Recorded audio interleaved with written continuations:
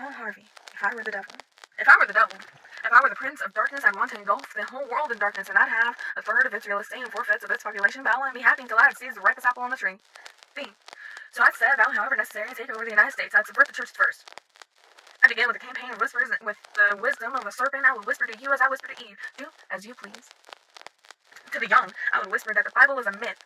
I would convince them that man created God instead of the other way around. I would confine that what's bad is good and what's good is square.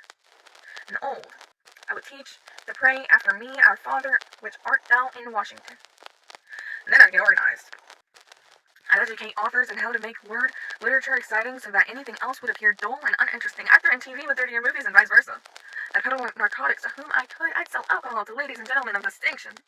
I'd tranquilize the rest with pills. If I were the devil, I'd soon have families at war with themselves, churches at war with themselves, and nations at war with themselves until each, in its turn, was consumed.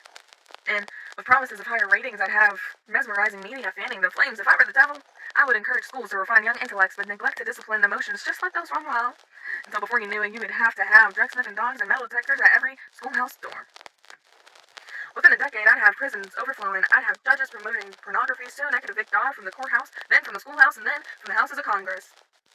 And in his home churches, I would substitute psychology for religion and defy science.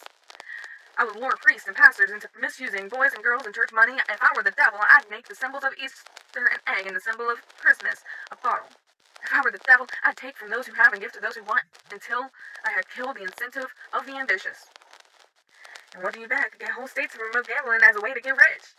I would caution against the extremes of hard work and patriotism and moral conduct. I would convince the young that marriage is old-fashioned, that swinging is more fun, that what you see on TV is the way to be.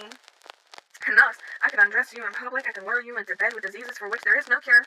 In other words, if I were the devil, I'd just keep right on doing what he's doing.